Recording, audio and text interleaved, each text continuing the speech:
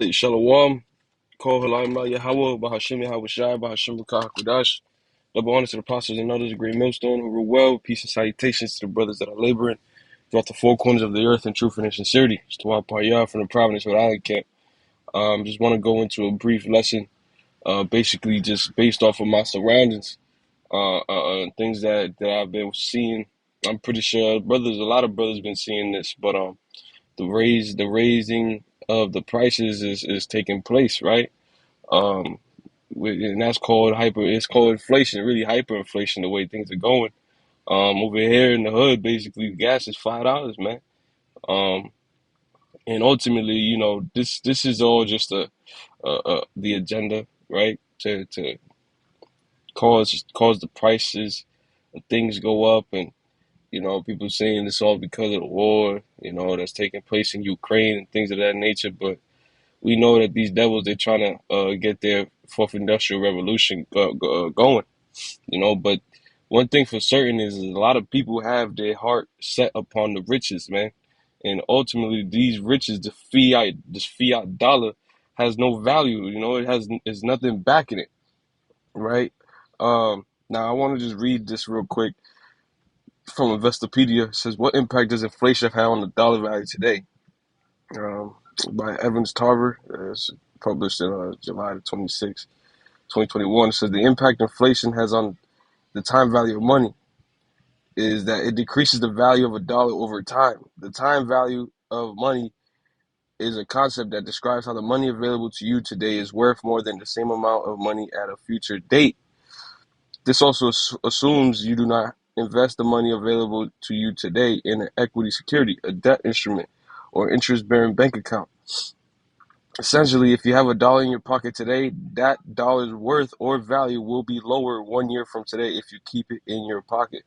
All right, so I want to, get a couple more things here. It's another thing right here. This is on Greater Good, Berkeley.edu, how money changes the way you think and feel.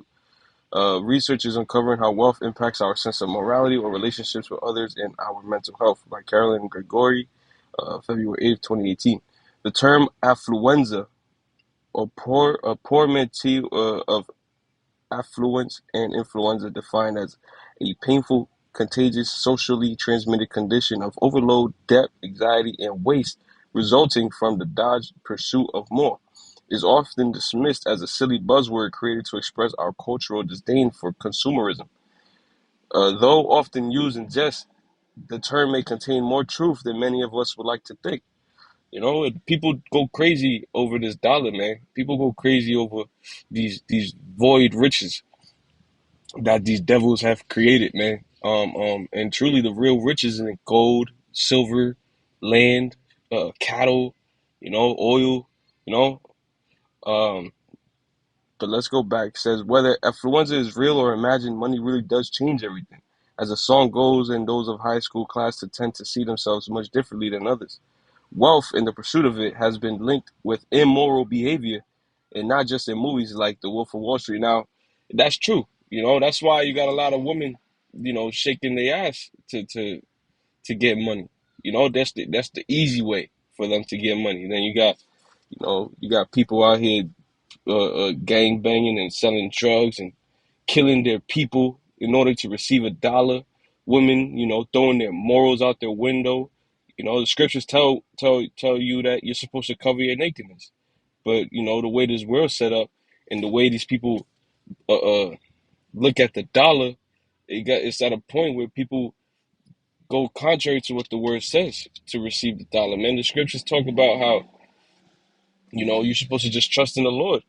You know, Let's go back to this and keep reading. It says the psychologists who studied the impact of wealth and inequality on human behavior have found that money can powerfully influence our thoughts and actions in ways that we're often not aware of, no matter our economic circumstances. Now, I'm not going to sit here and act like the scriptures don't say that money is a defense. Rather than just quoting that, because I quoted too many scriptures. Uh, Ecclesiastes 7:12. For wisdom is a defense, and money is a defense. But the excellency of knowledge is that wisdom giveth life to them that have it. And money doesn't give you life, man. It's really just something to sustain you. That's why there's that prayer. Um, right here it says in the book of Matthew 6:11, just that prayer, the prayer of the Lord. It starts off. It says, Matthew 6 and verse 8. It says, "Be not ye therefore like unto sin, for the Father knoweth the things ye need of before ye ask Him." It says, "After this manner, therefore pray ye, Our Father which art in heaven, hallowed be thy name. Thy kingdom come, thy will be done in earth as it is in heaven. Give us this day our daily bread." Right? And it's really just the point where Yahweh Shem Shai is only gonna give, he's gonna give you what you need. So it's really like, why set your heart upon these riches? Scriptures talk about not to set your heart on the riches if it increases. Okay, let me grab that precept. I don't want to keep quoting it. Oh, that's not it. It says, Psalm 62 in verse 10, "Trust not in oppression and become not vain in robbery." Right? You can't trust in the oppressor, man. You can't trust in anything he says or what he does. If he says something ain't good for you, it might be good for you. Vice versa. And then it goes and says, if riches increase, set not your heart upon them. Right? Because it'll take over you, man. Because like I had previously mentioned, it's a void comfort that money brings, man. Matter of fact, that brings it to mind. Uh, this right here that I had pulled up. Look, these are just quotes about money, right? It says, "Money talks and I listen." Um, there are people so poor that the only thing they have is money. Um, People who say that money can't buy happiness have apparently never used money. It's a void comfort that there's these fiat dollars bring. Okay, right? Let me grab. This is another one. "Yes, money can't buy happiness, but it's comfortable to cry in a BMW than on a bicycle." And what did Yahweh Shai say, man? Yahweh Shai, he said what? You can't serve you can't serve him and Mammon. Matter of fact, going back to Matthew the 6th chapter, here, verse 19, we'll start here. Matter of fact, you know what? We're going to continue to read on, man. Matthew 6, where we left off in verse 12. "And forgive us of our debts as we forgive our debtors." Right? We we are we are in debt, with Yahweh Shai dying on the cross. Our debts were forgiven, man. And now we are saved through faith. And Lord willing, all the brothers on the highways and byways be delivered onto them chariots. You know, uh, Verse 13, lead us not into temptation, but deliver us from evil. For thine is the kingdom and the power and the glory forever. Amen. But if you forgive not men their trespasses, neither will your Father forgive your trespasses. Yeah, that's self-explanatory. Verse 16, "Moreover, when ye fast, be not as the hypocrites of the sad countenance, for they disfigure their faces, that they may appear unto men to fast. Verily I say unto you, they have their reward." Right? Just be not like the hypocrites when you fast. Fasting is like, depriving yourself of, let's say, water or food. And ultimately, that's to bring affliction upon your soul, man. And affliction upon the flesh, man. And that allows your spirit to grow. Okay. It says, "But thou, when thou fastest, anoint thine head and wash thy face, that thou appear not unto men to fast, but unto thy Father which is in secret, and thy Father which seeth in secret shall reward thee." Oh, right. Do the fast in secret. Don't tell nobody. Right. But here's the point. Okay. Verse 19 says, "Lay not up for yourselves treasures upon earth, where moth and rust does corrupt, and where thieves break through and steal." Right. Because the money that is here on the earth, man, is not okay, it's not worth nothing. Like, I'm gonna say it again, it's not worth anything. On top of that, all you gotta do is put a flame to next to it, and it's gonna burn up. And then shit, let's say you got a whole bunch of bread in your mattress. Somebody could come up and rob that, if it's the Lord's will, of course, right? Verse 20, "But lay up yourselves treasures in heaven, where neither moth nor rust does corrupt, and where thieves do not break through nor steal." Still, for where your treasure is, there will your heart be also, right? Okay, and lay your treasures in heaven, where you neither moth nor rust does corrupt, and where thieves do not break through nor steal. It's on this word, man. You focus it on this word. You know what I'm saying? You focus it on this heavenly knowledge. All right. Okay, nobody can take that from you, man. The only one that could take it from you is the one who gave it to you, right? But it says, for where your treasure is, there will your heart be also, man. So you focus it on wherever, let's say people going to focus on their money. Look, man, shit, that's where their heart is. They're going to do whatever it is, you know? Or let's say they want to focus on being a professional singer or dancer, things of that nature. You get the point, man. Wherever your treasure is, wherever your heart is, that's where your treasure is. Okay. Verse 22, the light of the body is the eye. If therefore thine eye be single, thy whole body shall be full of light. So, what should your eye be single on? What should you be focusing on? Really, truly, especially at these days where we're living in, at the end of the days, is this comforter, man. This word.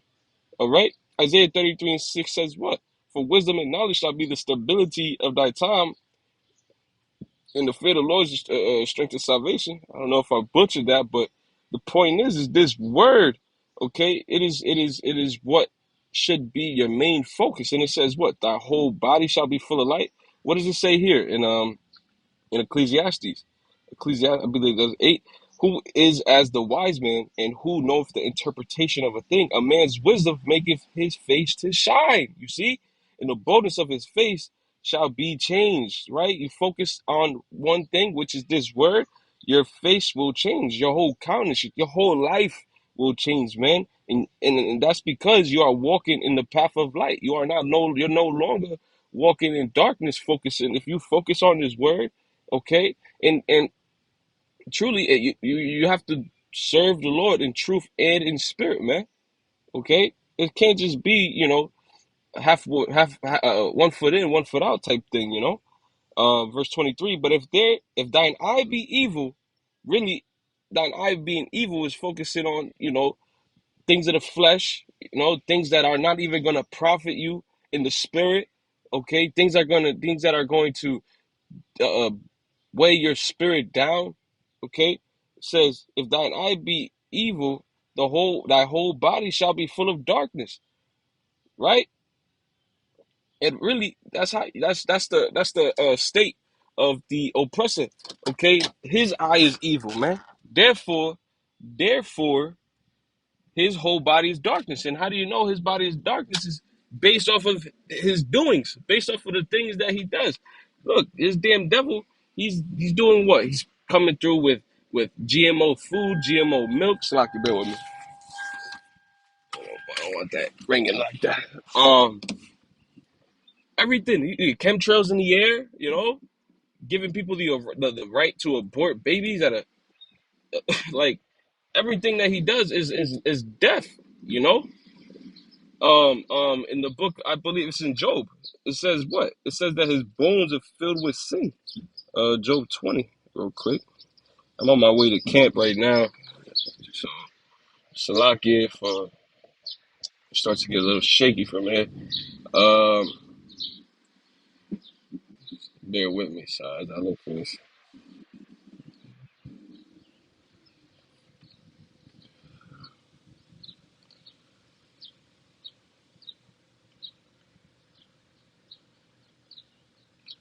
Was it Job? Is it Job? Yeah, yeah. Okay. It's Job 20 and verse 11. His bones are full of the sin of his youth, which shall lie down with him in the dust. Yeah, he's been wicked since birth. The wicked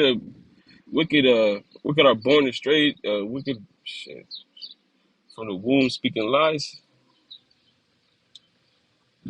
Psalms 58:3. The wicked are estranged from the womb. They go astray as soon as they be born, speaking lies. Yeah, and he's been doing nothing but lying to everybody, man. He's been doing nothing but giving smooth words, smooth speech to deceive everybody, man. Anybody who he could deceive.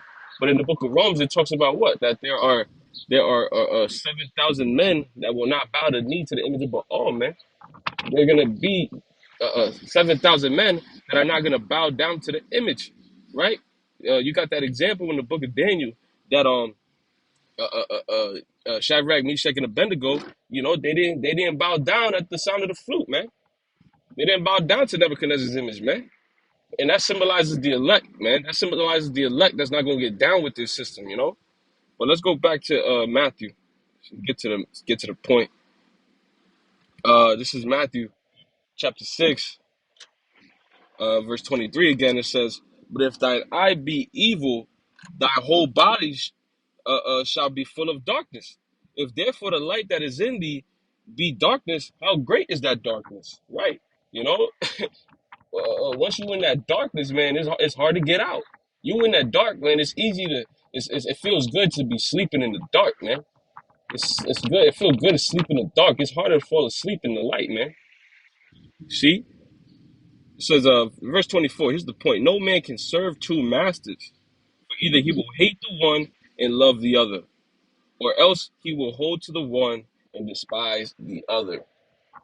Ye cannot serve Yahweh Shem Yahushai and Mammon, you know. So ultimately, look, you got to choose one. You got to choose one.